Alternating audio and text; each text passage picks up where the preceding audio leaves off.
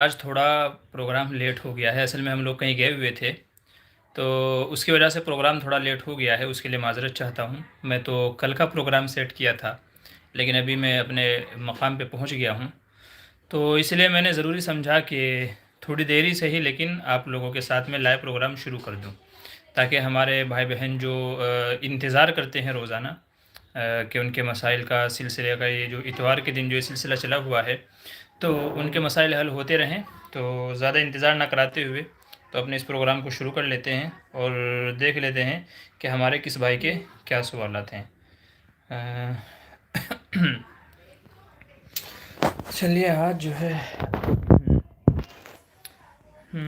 چلیے دیکھ لیتے ہیں کہ کس بھائی نے ہمارے کیا سوال کیے ہیں۔ یہ ہمارا ماشاءاللہ سے یہ جو ہمارا سوال جواب ہے یہ ہے 77۔ دیکھ لیتے ہیں کس بھائی کا کیا سوال ہے۔ چلیے میں پڑھ لیتا ہوں۔ مفتی صاحب، استبراء کسے کہتے ہیں؟ فیصل عثمانی کا سوال ہے۔ تو استبراء کا مطلب ہوتا ہے کہ استنجا کے بعد میں جو ہم لوگ کچھ دیر کے لیے اپنے یعنی پیشاب کے قطرے نہ ٹپکیں، تو کسی کاغذ وغیرہ سے اس کو اچھے طریقے سے صاف کرنا، اس کا مطلب ہوتا ہے استبراء کرنا۔ تو استبراء کے یہ معنی آتے ہیں کہ استنجا اچھے طریقے سے صاف کرنا، ڈھیلے سے، مٹی سے، ٹیشو وغیرہ سے، کسی بھی چیز سے اچھے سے صاف کر لینا، اس کو استبراء کہا جاتا ہے۔ بہت سارے لوگوں کو عادت ہوتی ہے کہ صحیح طریقے سے اور صحیح ڈھنگ سے صاف صفائی نہیں ہوتی، ان کو اطمینان نہیں ہوتا، تو اس لیے وہ لوگ وہاں بیٹھے رہتے ہیں، کافی دیر تک بیٹھے رہتے ہیں، کوئی کھانستا ہے، کھکارتا ہے، کوئی ٹیشو وغیرہ کا استعمال کرتا ہے، تو الگ الگ طریقے سے لوگ اپنا استبراء کرتے ہیں۔ تو یہ اچھی چیز ہے، جن لوگوں کو اطمینان نہیں ہے تو وہ اس طریقے سے اپنا استبراء کر لیا کریں۔ آگے کہہ رہے ہیں فیصل عثمانی، مفتی صاحب اذان و اقامت کا جواب کیسے دیں اور الصلاۃ خیر من النوم کا جواب کیسے دیں؟ جی دیکھیے، اذان و اقامت کے سلسلے میں جو کلمات مؤذن کہتا ہے وہی بعین ہی کلمات ہمیں کہنے ہیں۔ بس یہ ہے کہ حی علی الصلاۃ حی علی الفلاح کے جواب میں لا حول ولا قوت الا باللہ یہ کہنا ہے، اور جب اقامت میں کیا پوچھا آپ نے؟ فجر کا، جی تو فجر میں الصلاۃ خیر من النوم میں پوچھے اس کی جگہ بولیں گے صدقتا و بررتا۔ الصلاۃ خیر من النوم اس کے جواب میں بولیں گے صدقتا و بررتا، کہ آپ نے سچ کہا، یعنی مؤذن نے جو کہا ہے کہ نماز بہتر ہے نیند سے، تو بے شک آپ نے صحیح کہا ہے اور سچ کہا ہے۔ تو صدقتا و بررتا صحیح کہا اور بے شک کامیاب ہو گئے۔ آگے چلیے، سلیمان فلاحی کہہ رہے ہیں امام صاحب جمعے میں بیان کر سکتے ہیں بغیر امام کی اجازت کے؟ تبلیغی ساتھی سے بات کرانا کیسا ہے؟ دیکھیے، جمعے کا دن جو ہوتا ہے وہ امام صاحب کا ہوتا ہے، اور اس میں خطبہ وغیرہ یہ امام صاحب کا حق ہے، اور یہ کہہ لیجیے کہ ہفتے میں ایک دن ملتا ہے کہ امام صاحب اپنے شرعی مسائل یا حالات حاضرہ کے اعتبار سے بات چیت کریں یا اس کے اوپر بیان کریں۔ تو بہتر یہ ہے کہ اگر کسی اور سے بیان کروانا ہے تو امام صاحب سے اجازت لے لی جائے، یا تو مسجد کی جو کمیٹی ہے مشورے کے اندر بات رکھ کر کے پھر کسی کا طے کرایا جائے، تاکہ امام صاحب کو بھی برا نہ لگے۔ بنا بتائے کسی کو بھی ممبر پہ بٹھا دینا یہ مناسب نہیں ہے، تو امام صاحب سے اجازت لے لیں یا تو مشورے میں بات رکھ دیں۔ آگے چلیے، مس حسین السلام علیکم۔ جی وعلیکم السلام۔ عائشہ شیلیہ کہہ رہے ہیں ام انس مزنہ آپا ممبئی، ان کے بارے میں آپ کچھ بتائیں۔ ان کے بارے میں اگرچہ مجھے پتہ تو ہے، کئی ساری باتیں مجھے پتہ ہیں، لیکن میں فی الحال ان کے بارے میں اپنی رائے کو محفوظ رکھنا زیادہ پسند کرتا ہوں۔ کہہ لیجئے کئی سارے ہمارے اکابرین ہیں جو ان کے بارے میں بات چیت کر رہے ہیں، ان کے بارے میں بول رہے ہیں، لیکن میں سمجھتا ہوں کہ اگر آپ کو ان کے بارے میں جاننا ہے تو دارالعلوم کا فتویٰ بھی ہے، مراد آباد شاہی کا فتویٰ بھی ہے، اور مفتی عزیز الرحمان صاحب جو مفتی اعظم مہاراشٹر ہیں ان کا بھی اس سلسلے میں ابھی حال ہی میں ان کی ایک تحریر آئی ہے، تو بہتر ہے کہ آپ وہ پڑھ لیں۔ اگر آپ کے پاس نہیں ہے تو آپ مجھ سے رابطہ کیجیے، انشاءاللہ وہ تحریر میں آپ تک پہنچوا دوں گا، تو اس سے آپ کو ساری باتیں معلوم پڑ جائیں گی، ٹھیک ہے؟ تو بہتر ہے کہ آپ اکابرین نے کیا کہا ہے ان کو پڑھ لیں تو زیادہ بہتر رہے گا۔ زید اچ خان السلام علیکم۔ جی وعلیکم السلام۔ کیا کہہ رہے ہیں؟ جہاد کو تفصیل سے بتائیں تاکہ ہم انہیں مضبوط جواب دے سکیں، جو ہندو لوگ ہم سے سوال کرتے ہیں کہ جہاد کا مطلب ہندوؤں کو قتل کرنا ہے۔ دیکھیں، اس سلسلے میں استاد محترم مولانا سمیر الدین قاسمی صاحب دامت برکاتہم کا ایک بڑا اچھا عمدہ مضمون ہے، اور میں نے اپنے چینل پہ وہ اپلوڈ کیا ہوا ہے کہ قرآن کریم میں جہاں یہ کہا گیا ہے کہ کافر و مشرکوں کو جہاں پاؤ قتل کر دو، تو اس کا مطلب کیا ہے، پس منظر کیا ہے، تو بہتر ہے کہ آپ ان کا بیان سن لیں۔ وہاں دلائل کے ساتھ میں انہوں نے بات چیت کی ہے، گفتگو کی ہے۔ انشاءاللہ جو بھی لوگوں کے اشکال ہیں اسلام کے سلسلے میں، یا جیسے آپ نے کہا قتل و قتال کے سلسلے میں، انشاءاللہ وہ سارے اشکالات وہاں سے دور ہو جائیں گے۔ انہوں نے بہت بہترین انداز میں جواب دیا ہے۔ اسلام میں وعدہ توڑنا کعبہ ڈھانے کے برابر ہے کہ یہ بات سچ ہے؟ بھئی میرے علم میں تو نہیں ہے کہ بھئی وعدہ توڑنا کعبہ ڈھانے کے برابر ہے. ہاں یہ ہے کہ نبی کریم صلی اللہ علیہ وسلم نے مومن کی یہ شان بتائی ہے کہ جب بولے تو سچ بولے، وعدہ کرے تو اس کو پورا کرے. اور قرآن کریم میں کہا گیا وَأَوْفُوا بِعَهْدِ اللَّهِ، اللہ سے جو وعدے کرے یا کسی اور سے کوئی وعدہ کرے تو اس کو پورا کرو. ان العہد کان مسئولا، ہم کسی سے جو سوال کرتے ہیں، بات چیت کرتے ہیں، تو اس کے بارے میں بھی قیامت کے دن سوال ہوگا کہ جب پورا نہیں کرنا تھا تو وعدہ کیوں کیا، وعدہ کیوں کیا جب پورا نہیں کرنا تھا. تو اس لیے وعدوں کو پورا کرنا چاہیے. رہ گئی بات یہ کہ کعبے کے ڈھانے کے برابر ہے، تو میرے علم میں تو ایسی کوئی روایت نہیں ہے. ٹھیک ہے. کیا کہہ رہے ہیں زرج خان؟ یا اللہ اور یا محمد میں لفظ یا سے کیا مراد ہے؟ یا حرف ندا ہے، مخاطب کے لیے استعمال ہوتا ہے. کوئی بندہ سامنے ہوتا ہے تو ہم اس کے لیے استعمال کرتے ہیں کہ یا فلاں ادھر آؤ. تو یا جو لفظ ہے یہ عربی میں ندا کے لیے یعنی پکارنے کے لیے آتا ہے.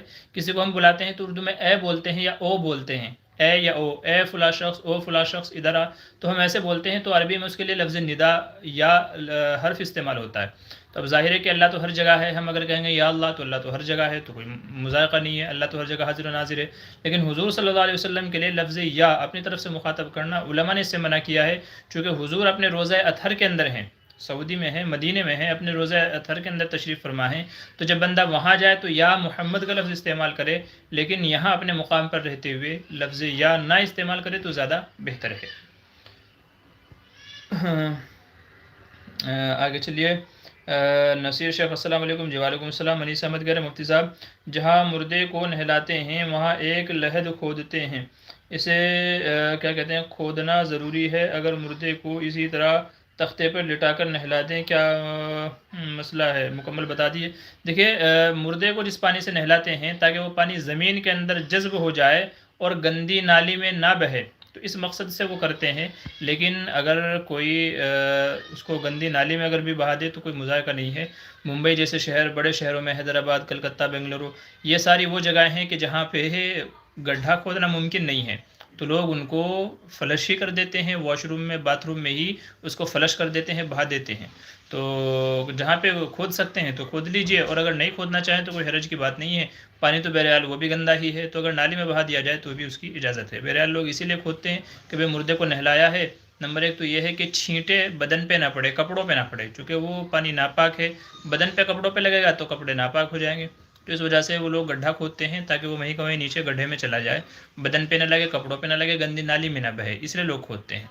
تو کوئی یہ اتنا بڑا مسئلہ نہیں ہے. نصیر شیخ کہہ رہے ہیں اذہان نام کے معنی کیا ہے؟ یہ نام رکھ سکتے ہیں، اذہان رکھ سکتے ہیں.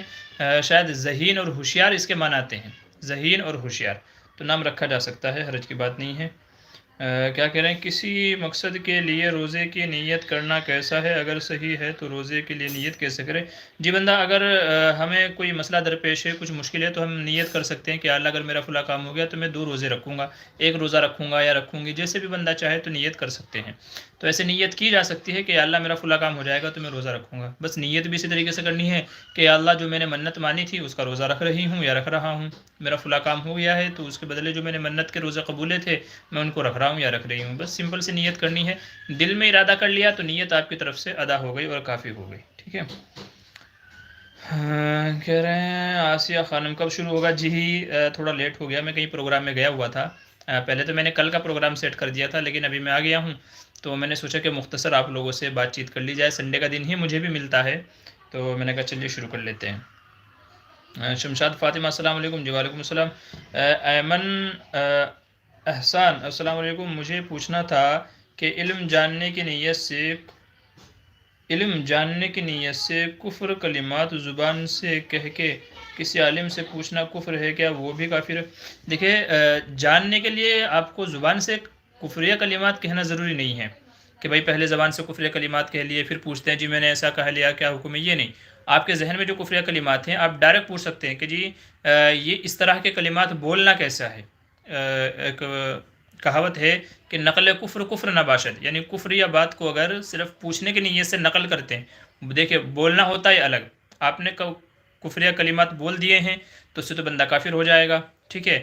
ہاں اگر آپ کسی سے پوچھنے کے ٹائم پہ وہ الفاظ بولتے ہیں کہ جی یہ الفاظ بولنا کیسا ہے، آپ بول نہیں رہے ہو لیکن بول کر کے ان کے بارے میں پوچھ رہے ہو، تو پھر وہ کفر کلمات کہنے سے بندہ کافر نہیں ہوگا۔ ہاں دل سے کفر کلمات بولتا ہے پھر جا کر کے پوچھتا ہے جی میں نے ایسے الفاظ بول دیے تو کافر ہوگا کہ نہیں ہوگا، تو پھر مسئلہ بڑا سخت ہے۔ تو کفر کلمات ضروری نہیں ہے کہ پہلے آپ خود کہیں، بلکہ جس وقت پوچھیں اس وقت پوچھ لیا کریں کہ جی اس طرح کے الفاظ بولنا کیسا ہے، یہ نہیں کہ میں نے یہ الفاظ بولے ہیں کیا حکم ہوگا، نہیں، بلکہ اس طرح کے الفاظ کا کیا حکم ہے، اس طریقے سے سوال کرنا چاہیے۔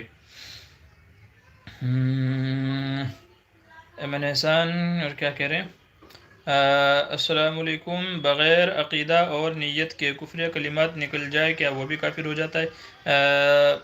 اگر دل میں ارادہ نہیں تھا، نیت کوئی ایسی نہیں تھی، بس ایسے زبان سے نکل گئے، تو اللہ تعالیٰ سے توبہ و استغفار کرے اور آئندہ اس طرح کے کام نہ کرے تو زیادہ بہتر ہے، ٹھیک ہے، اللہ سے توبہ استغفار کرے۔ شمشاد فاطمہ کہہ رہے نماز پڑھتے ہوئے کیا کہہ رہے سامنے سے بلی گزر جائے تو کیا نماز ہوگی؟ جی ہاں گزر جائے گی تو ہو جائے گی، بلی کا اگر ہاتھی بھی گزر جائے گا تو بھی نماز ہو جائے گی، ٹھیک ہے، کوئی مذاقے کی بات نہیں ہے۔ علی اکبر کہہ رہے ہیں میں نے مفتی طارق مسعود صاحب ویڈیو دیکھی، اس نے کیا کہ جو قرآن میں بالکل ویسے لکھے ہوں اس کا انکار کرنا کفر ہے، لیکن پرابلم ہے یہ کہ ہم کیسے پہچانیں کہ قرآن میں ویسے لفظ میں لکھا ہے؟ آپ کیا کریں بھائی علی اکبر، مجھے سمجھ میں نہیں آیا ہے، دوبارہ آپ سمجھا دیجئے کہ آپ مجھے پوچھنا چاہ رہے ہیں، ٹھیک ہے۔ خان اشاڑا السلام علیکم، جی وعلیکم السلام۔ آسان فقہ کیا کہہ رہے ہیں، تمام دیکھنے والوں سے ہمارے چینل سبسکرائب کرنے کی درخواست ہے، مفتی صاحب سے امید ہے کہ ہمارے چینل کے بارے میں مختصر تعارف کروا دیں۔ جی یہ آسان فقہ، یہ مفتی سہیل قاسمی بڑھا صاحب ہیں، گجرات سے تعلق رکھتے ہیں، ہمارے عزیز دوست ہیں، اور ان کا چینل ہے آسان فقہ کے نام سے، جس میں روزمرہ ہماری زندگی میں جو مسائل پیش آتے رہتے ہیں ان کے حوالے سے مفتی صاحب ویڈیوز اپلوڈ کرتے رہتے ہیں، تو آپ جو ہے جا کر کے وزٹ کر لیں اور مفتی صاحب کے چینل کو سبسکرائب کر لیجئے، ٹھیک ہے۔ السلام علیکم، تو ہو گیا ہے، ٹھیک ہے۔ شمشاد فاطمہ کرے مفتی صاحب آپ عورت کی نماز کا طریقہ سکھائے اور قرآن کو کیا کہہ رہے ہیں قرات کے ساتھ پڑھنا سکھائیے آن لائن سے۔ قرات کے ساتھ پڑھنا، دیکھیے اگرچہ میں نے جو ہے وہ باقاعدہ قرات کا جو کورس ہے میں نے باقاعدہ قرات نہیں کیا ہے، تو اس لیے میری قرات اتنی عمدہ نہیں ہے، اتنی اچھی نہیں ہے۔ باقی یہ ہے کہ رول ریگولیشن تو مجھے سارے پتہ ہیں، تجوید کے سارے اصول و ضوابط مجھے پتہ ہے الحمدللہ، لیکن جتنے بہترین انداز میں سکھانی چاہیے یا قرآن حضرات سکھاتے ہیں تو اتنی اچھی آواز میری نہیں ہے۔ انشاءاللہ میں کسی بہتر قاری سے رابطہ کر کے ان کے ذریعے سے ایک پروگرام ترتیب دے لیں گے 1 مہینے یا 2 مہینے کا، تاکہ بیسک جو رول ہیں وہ معلوم ہو جائیں اور قرات میں کسی نہ کسی اعتبار سے مشق ہماری ہو جائے، تو انشاءاللہ میں اس کی کوشش کروں گا۔ رہ گئی بات یہ کہ عورتوں کی جو نماز کا طریقہ ہے، انشاءاللہ اس کے اوپر ایک مفصل ویڈیو بنا دیں گے، اور اس مفصل ویڈیو میں انشاءاللہ عورتوں کی نماز کا طریقہ بتا دیا جائے گا۔ کریس کیا کہہ رہا ہے، قال رسول اللہ صلی اللہ علیہ وسلم وهو يخطب اذا جاء احدكم والامام يخطب او قد خرج فليصلي ركعتين۔ اچھا ٹھیک ہے بھائی، حدیث تو ہے، اس سے کون انکار کر رہا ہے؟ حدیث تو ہے، اس سے تو کوئی انکار نہیں ہے، لیکن آپ کیا کہنا چاہ رہے ہیں وہ تو نہیں لکھا آپ نے، صرف حدیث ذکر کر دی ہے۔ محمد منیر کہنا السلام علیکم ورحمۃ اللہ وبرکاتہ، عورت کے لیے نماز میں چوتھائی حصہ بال کھل جانے سے کیا نماز جاتی رہے گی؟ جی ہاں نماز جاتی رہے گی، اگر نماز مطلب بال اگر اس کے کھل گئے ہیں تو نماز ٹوٹ جائے گی، اور اگر نماز شروع کرنے سے پہلے ہی کھلے ہوئے تھے، مطلب نماز شروع کرنے سے پہلے سے ہی بال اگر کھلے ہوئے تھے تو پھر نماز ہی شروع نہیں ہوگی، پھر نماز ہی شروع نہیں ہوگی، ٹھیک ہے۔ اگر بیچ میں کھل جاتے ہیں تو نماز ٹوٹ جائے گی، بالوں کو ڈھک کر کے دوبارہ ادا کرنا ضروری ہوگا۔ ثانی کے مطلب کیا ہے؟ یہ کیا بات ہوئی، ثانی کا مطلب کیا ہے؟ یہ تو آپ بتائیں گے تو معلوم کیا آپ نے لفظ لکھا ہے، وہ لفظ مجھے سمجھ میں نہیں آیا، ثانیہ کیا لکھا ہے آپ نے؟ نور صبا السلام علیکم مفتی صاحب، میرا سوال یہ ہے کہ اگر نام کا میننگ صحیح نہ ہو تو کیا نام بدل کر رکھ سکتے ہیں؟ جی ہاں رکھا جا سکتا ہے، کوئی مذائقہ نہیں ہے۔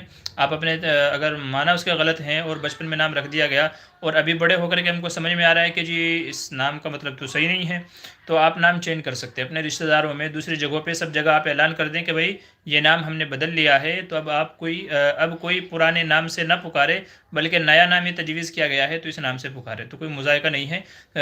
ہمیں احادیث میں یہ ثبوت ملتا ہے کہ اسلام لانے کے بعد میں سرکار دو عالم صلی اللہ علیہ وسلم نے کئی صحابہ کے نام آپ نے بدلوائے تھے، جن کے نام کے معنی غلط تھے ان کے نام بدلوائے تھے. غالباً حضرت ابو ہریرہ کا نام شاید عبد شمس تھا، سورج کا بندہ، آپ نے نام بدل دیا گیا ان کا. ایسے بھی کئی سارے صحابہ ہیں کہ جن کے نام بدلے گئے تھے چونکہ معنی ان کے غلط تھے، اس وجہ سے. تو بڑے ہو کر کے بھی نام بدلا جا سکتا ہے، کوئی مضائقہ نہیں ہے. حافظ جی محمد دین السلام علیکم. جی وعلیکم السلام. عمران شیخ السلام علیکم مفتی صاحب. جی وعلیکم السلام. محمد منیر اگر چوتھائی سے کم ہوں تو اس کا کیا حکم ہوگا؟ میرے خیال سے نماز تو جب بھی ٹوٹ جانی چاہیے، باقی مجھے دیکھنا پڑے گا. جہاں تک میرا علم ہے، جہاں تک مجھے یاد پڑ رہا ہے، ذہن میں تو نہیں ہے لیکن یاد یہی پڑ رہا ہے کہ اگر عورت کے بال کھل گئے، اگر 2 بال بھی کھل گئے تو شاید تب بھی اس کی نماز ٹوٹ جانی چاہیے، ایسا مجھے یاد پڑ رہا ہے. باقی انشاءاللہ میں بعد میں دیکھ کے بتاؤں گا. ٹھیک ہے، یقینی حکم بعد میں دیکھ کے بتاؤں گا انشاءاللہ. ایم ایس حسین صلی اللہ علیہ وسلم. جی صلی اللہ علیہ وسلم.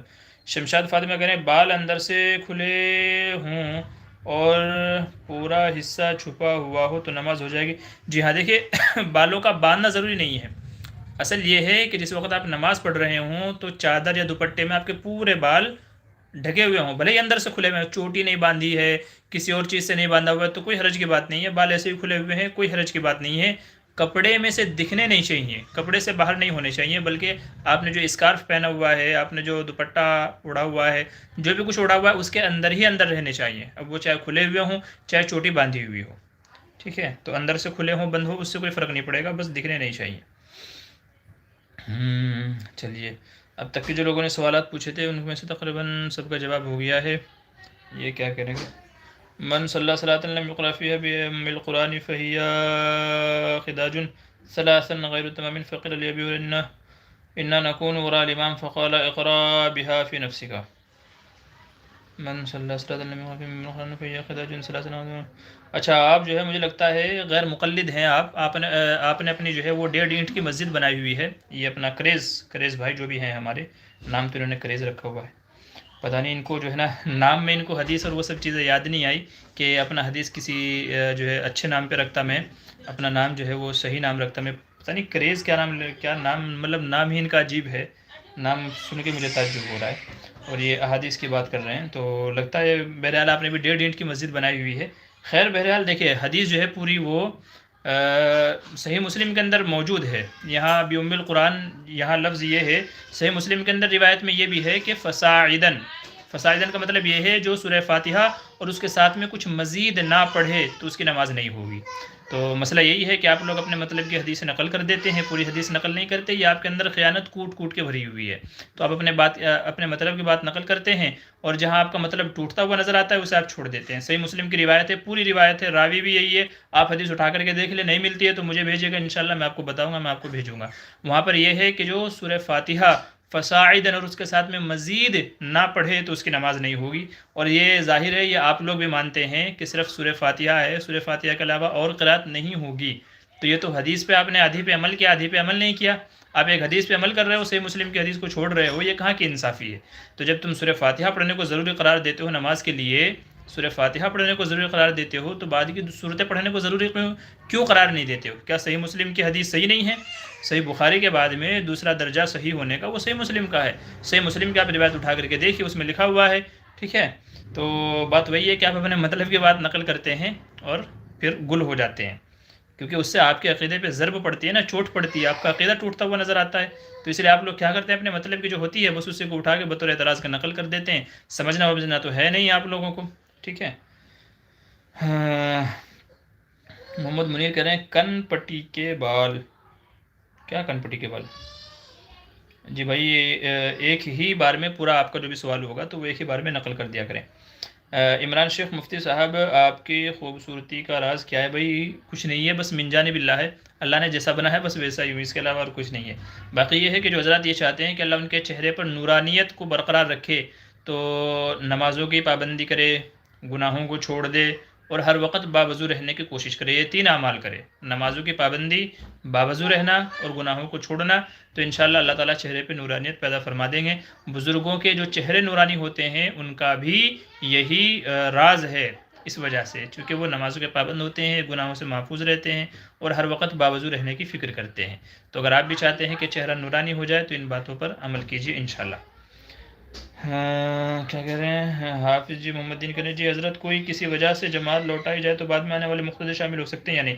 دیکھیں اگر نماز فاسد ہو گئی تھی، نماز ٹوٹ گئی تھی، تب تو بعد میں آنے والے حضرات شامل ہو سکتے ہیں، لیکن اگر نماز ٹوٹی نہیں تھی بلکہ کسی واجب کے چھوٹنے کی وجہ سے نماز کا اعادہ کیا جا رہا ہے، نماز کا اعادہ کیا جا رہا ہے، نماز تو ہو گئی تھی مگر کوئی واجب چھوٹ گیا تھا، اس کی وجہ سے نماز لوٹائی جا رہی ہے، تو اب بعد میں آنے والے حضرات اس میں شامل نہیں ہو سکتے ہیں، ان کو الگ سے ہی اپنی نماز پڑھنی پڑے گی، چونکہ نماز تو ہو چکی تھی، کسی واجب کے چھوٹنے کی وجہ سے اس کا اتمام باقی تھا، ہاں نماز ہی فاسد ہو گئی تھی، تو اب چونکہ نماز ہی نہیں ہوئی تھی، نماز دوبارہ پڑھائی جا رہی ہے، تو اس لیے بعد میں آنے والے شامل ہو سکتے ہیں جبکہ نماز فاسد ہو گئی ہو، تو یہ فرق ہے، اس کو ذہن نشین رکھ لیجئے، انشاءاللہ مسئلہ آپ کو پیش نہیں آئے گا۔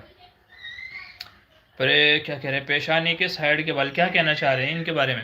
دیکھیں یہ جو کن پٹی کے جو اوپر کے بال ہوتے ہیں کبھی کبھی یہ بڑے ہو جاتے ہیں، تو اگر ان کو کٹوا لے جائے تھوڑا سا تو اس کی گنجائش ہے، اس کی اجازت ہے، ابھی میرے بھی بڑے بڑے بال ہو رہے ہیں تو کل ول میں جا کے کٹوانا پڑے گا، ٹھیک ہے، تو اگر ہلکا پھلکا سے ان کی اصلاح کرا لی جائے تب تو ٹھیک ہے، لیکن اتنے باریک کروا لینا کہ یہاں سے ٹکلا دکھنے لگے اور اوپر بڑے بڑے بال ہو جائیں، جسے ہمارے یہاں کہتے ہیں فوجی کٹنگ، کیا کہتے ہیں فوجی کٹنگ بھی کہتے ہیں، کتا کٹنگ بھی کہتے ہیں، تو اس طرح کے بال کٹوانے سے حدیث میں منع کیا گیا ہے، اس طرح کے بال کٹوانے سے حدیث میں منع کیا گیا ہے، تو ہلکا پھلکا کٹوانے کی اجازت ہے، لیکن بالکل باریک کروا لینا کہ اوپر کے بال الگ نیچے کے بال الگ صاف صاف دکھ رہے ہوں، تو پھر حدیث میں اس سے منع کیا گیا ہے، اور اسے حدیث میں قزا کا نام دیا گیا ہے، اس کو حدیث میں قزا کہا گیا ہے کہ یہ کیا ہے، یہ قزا ہے، نہ رسول اللہ صلی اللہ علیہ وسلم عن القزا، قزا سے حضور صلی اللہ علیہ وسلم نے منع فرمایا ہے۔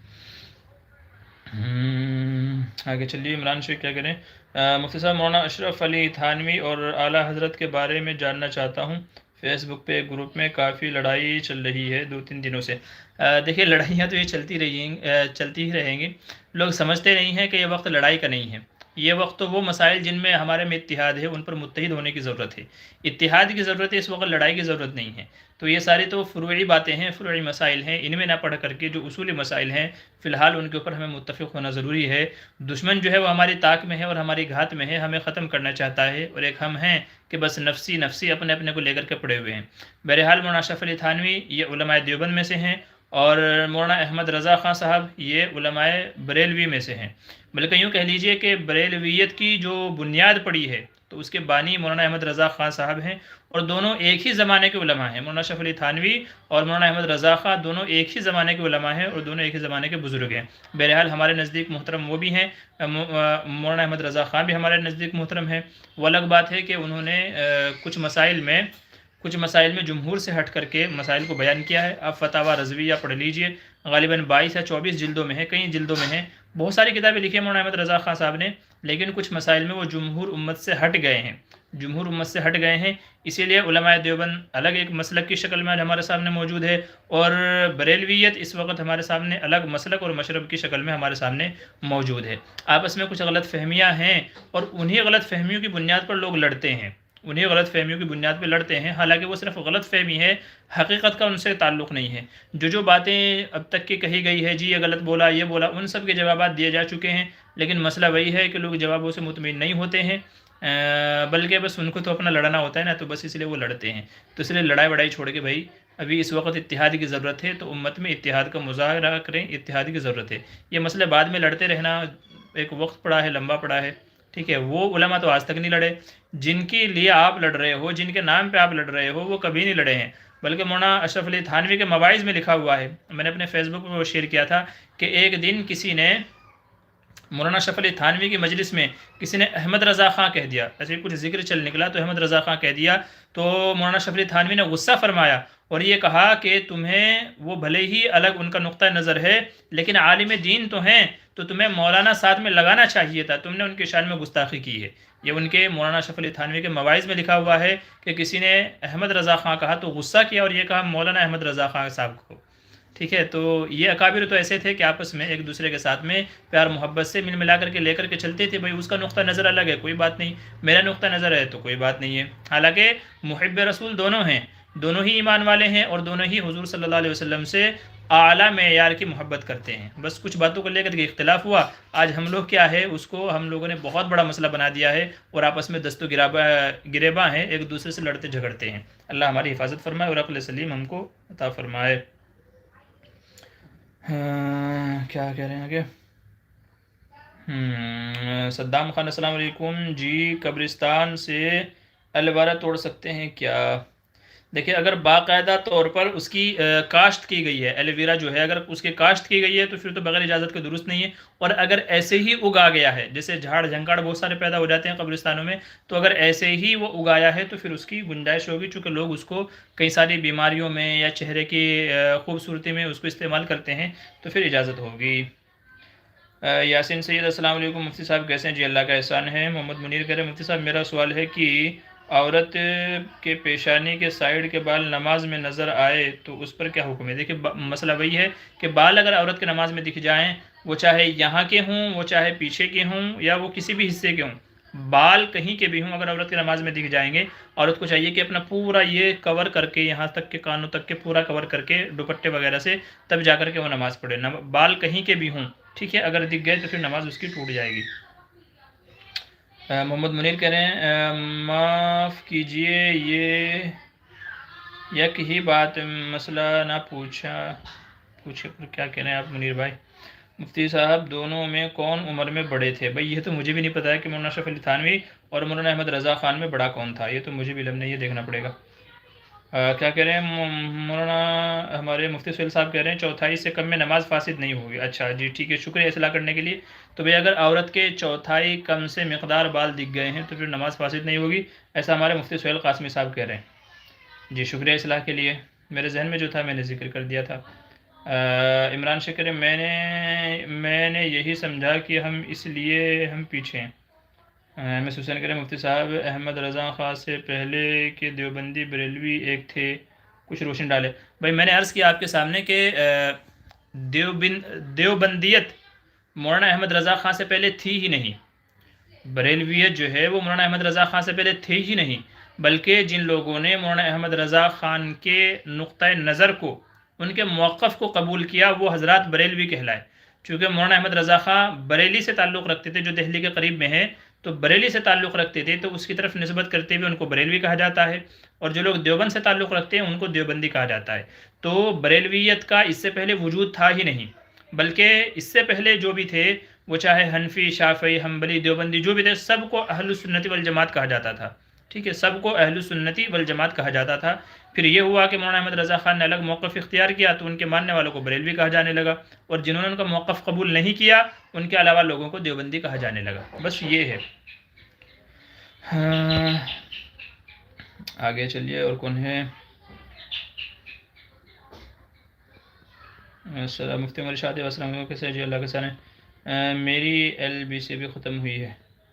اچھا جی مفتی عمر اشاعتی، جی شکریہ، جزاک اللہ ہمارے چینل پہ حاضر ہونے کے لیے، اور میں آپ سے معذرت چاہتا ہوں، آپ نے مجھے ایک کام سونپا ہوا ہے جو ابھی تک کہ میں آپ کا نہیں کر پایا ہوں، مصروفیات کی بنا پہ آپ بعد میں یاد دلاتے نہیں ہیں اور میں بھول جاتا ہوں، بھلکڑ ہوں، تو اس کے لیے معذرت چاہتا ہوں، آپ مجھے بعد میں یاد دلا دیجیے گا، انشاءاللہ میں کوشش کروں گا کہ آپ کا کام ہو جائے۔ صدام خان کہہ رہے ہیں جی آپ کہاں سے حضرت؟ جی بھائی میں فی الحال تو ممبئی میں رہتا ہوں، ویسے تعلق میرا سہارنپور سے ہے، بزرگوں کا جو شہر ہے سہارنپور، وہاں سے میرا تعلق ہے، اور میں رہتا ہوں فی الحال تقریباً 6-7 سالوں سے میں ممبئی میں رہتا ہوں، میرا قیام و طعام سب کچھ یہیں پہ ہے، رہنا بہنا اٹھنا سیٹنا مدرسہ مسجد سب کچھ میری یہیں ممبئی میں ہے۔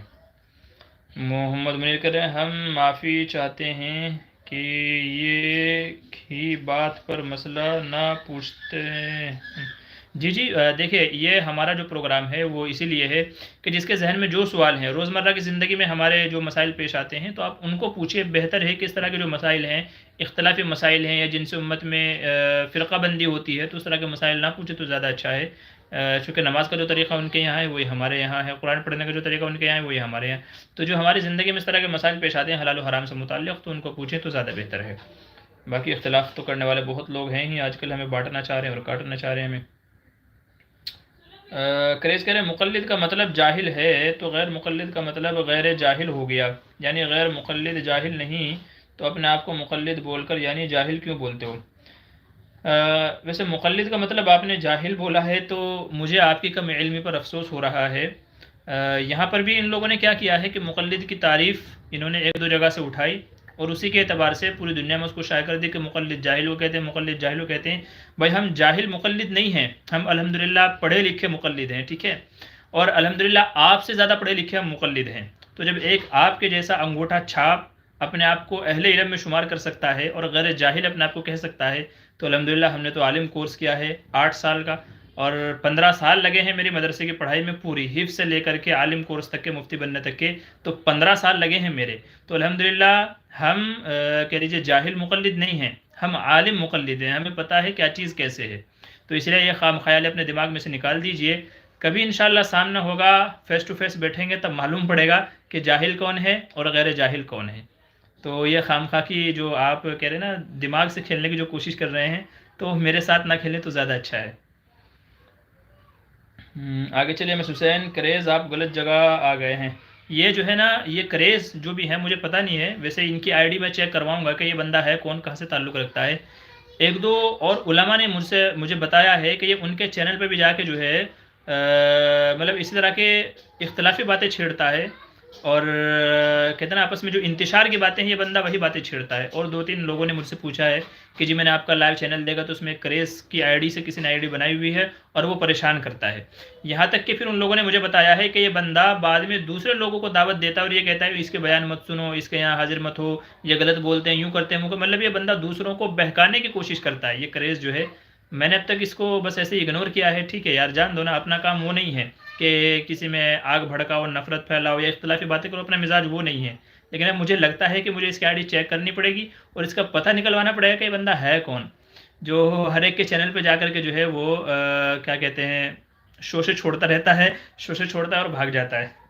تو اس کا کام یہی ہے. خیر بہرحال ایسے لوگوں کو معذور سمجھ کر کے معاف کر دینا چاہیے. تو بھائی ہم نے آپ کو معاف کیا، ٹھیک ہے. عمران خان کہہ رہے ہیں ایک شخص کا مسئلہ ہے، انہوں نے 500 کا جوتا لیا اور اپنے ماموں کو 1100 کا بتایا، تو ماموں نے 1100 روپے ان کو دے دیا اور کہا کہ تم جو جوتا لائے ہو میری طرف سے رکھ لو. دیکھیے 2 باتیں ہیں. ایک تو بندہ کو یہ بولے کہ 500 کا لے کر کے بولے میں نے 1100 کا لیا، تو یہ تو جھوٹ ہو جائے گا. اور اگر آپ یہ بولو کہ جی 1100 میں آپ کو دوں گا، اب مجھے چاہے 200 میں پڑا چاہے 500 میں پڑا، اس سے مطلب نہیں ہے، لیکن آپ کے لیے 1100 میں ہے، وہ بندہ بولے ٹھیک ہے بھائی 1100 روپے لے لو، ٹھیک ہے 1100 روپے لے لو، تو اس میں جھوٹ نہیں ہے، یہ سچ ہے، یہ صحیح ہے. اور ایسا ہی کرنا بھی چاہیے. لوگ کیا کرتے ہیں عموماً 500 کی چیز کو بولتے ہیں کہ 1000 میں لی ہے، 1200 میں لی ہے، تو یہ جھوٹ ہو جاتا ہے. تو جھوٹ سے بچنا چاہیے، جھوٹ نہیں بولنا چاہیے. آپ یہ بولو بھائی آپ کو لینی ہے تو میں 1100 میں بیچوں گا. تو بہرحال اگر بات اسی طریقے سے صحیح طریقے سے آپ نے بولا ہے کہ جی 1100 میں ہے اور انہوں نے 1100 بھی دیے اور جوتے بھی دے دیے، تو نور علی نور ہے. مزے آ گئے بھائی. ایسے تو مزے آ گئے ہیں نا کہ بھائی جوتا بھی مل گیا اور اوپر سے رقم بھی مل گئی ہے. لیکن اس طرح کے معاملات میں یہ طریقہ اختیار کرنا چاہیے جو میں نے آپ لوگوں سے بتایا ہے کہ جھوٹ نہیں بولنا چاہیے، بلکہ یہ کہنا چاہیے بھائی آپ کو میں اتنے میں بیچوں گا، یا تو یوں بولے کہ مجھے اتنے میں پڑا ہے، تاکہ یہ جھوٹ نہ ہو کہ میں نے کتنے میں خریدا ہے. لوگ عموماً جھوٹ بول دیتے ہیں، خریدا 500 کا ہے، بولتے 800 کا ہے، 1000 کا ہے، 12 کا ہے، تو یہ جھوٹ ہو جاتا ہے. تو جھوٹ سے بچنا چاہیے، ٹھیک ہے. ہاں چلیے آگے. ایم ایس حسین الحمدللہ ماشاء اللہ. عمران شیخ کریز، جی عمران شیخ کہنے ڈونٹ وری کریز پہ دھیان رکھا ہوں، بہت جلد ہاتھ لگ جائے گا. اچھا جی اس کو بندے کو معذوری سمجھیں. کچھ لوگوں کی عادت ہوتی ہے کہ وہ تھوڑی سی آگ لگاتے ہیں اور بھاگ جاتے ہیں. تو بہرحال واللہ عالم. تو اگر ہاتھ بھی لگ جائے تو بھائی معافی کا ہی درگزر کا ہی معاملہ کریں، ٹھیک ہے نا. اپنے کو تو عفو درگزر سے ہی کام لینا ہے، ٹھیک ہے. کیونکہ ظاہر سی بات ہے کہ ایسے لوگوں کو کیا کیا جائے، جب ان کی عادت یہ بن جاتی ہے تو پھر ان کے ساتھ میں کیا کیا جائے. تو بہتر یہی ہے کہ ان کو معاف کر دینا چاہیے. ان کے لیے اس سے بڑی سزا کوئی نہیں ہے کہ انہوں نے آگ بھڑکانے کی کوشش کی تھی مگر ہم نے پانی ڈال کر کے آگ کو بجھا دیا، تو اس سے بڑھ کر کے ان کے لیے سزا کوئی نہیں ہے. عادت سے مجبور ہے اپنی. خیر ٹھیک ہے، چھوڑیے آگے چلیے. مفتی عمر ارشاد جی شکریہ مفتی صاحب. جی ٹھیک ہے جزاک اللہ. ایم ایس حسین کہہ رہے ہیں پرائز زیادہ بتایا تو ماموں غصہ ہو کر دونوں سے دیے، جیسے دکاندار بولتا ہے فری میں لے جاؤ. اچھا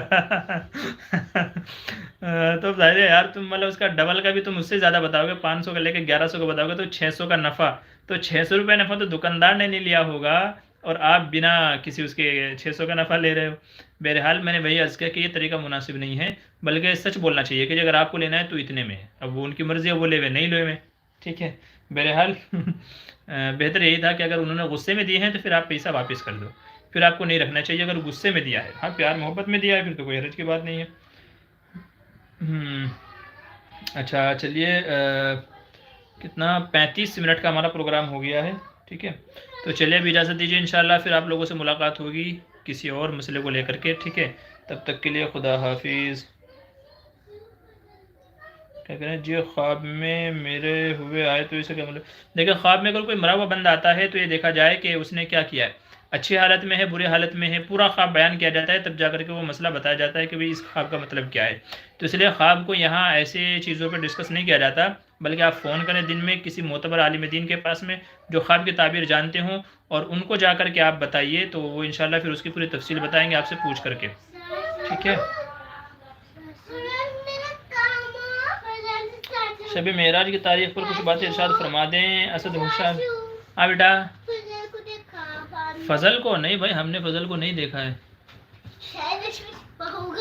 اچھا جی بھائی شب معراج کے حوالے سے میرا بیان موجود ہے، آڈیو بیان ہے غالباً، تو آپ وہاں شب معراج کے حوالے سے دیکھ سکتے ہیں، ٹھیک ہے۔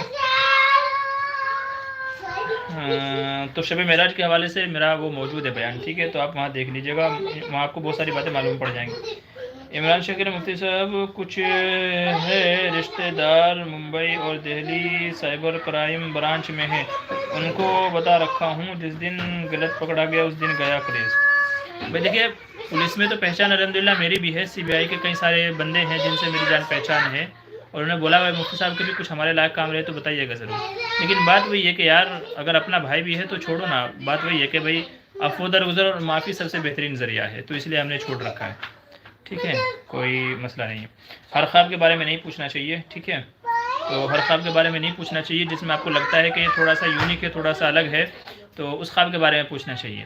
بہرحال ہمارے گھر کے بچے لوگ وہ جو ہے آواز کر رہے ہیں تو اس لیے آپ لوگ بھی سیدھے سن نہیں پائیں گے، تو میں اپنا پروگرام یہیں پر مکمل کرتا ہوں، انشاءاللہ پھر آپ لوگوں سے ملاقات ہوگی، تب تک کے لیے خدا حافظ، السلام علیکم ورحمۃ اللہ۔